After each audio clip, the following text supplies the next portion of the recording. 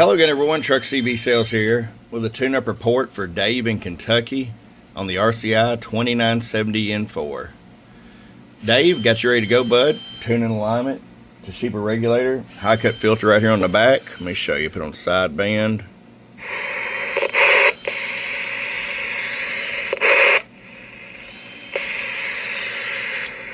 What's that difference there, Dave?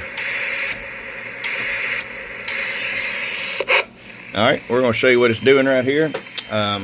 This is your Superstar mic, wired 6-pin for you. 250 watt slug. Got just a hair under 25 watts all the way down. 125 all the way up. Average power swing, hello, 250. 500 watt slug and peak. Hello, 1 2 1 2 1 2 1 2. Bouncing off the 500 watt peg. I'll go over here to sideband for you. 500 watts.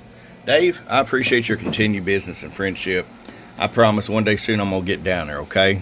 Guys, if you're watching this, you've got one of these RCI-2970N4s, maybe you've got a 99N4, 500 watt radio, looking for a truckerized amp, the T1600 mobile would work out great for that.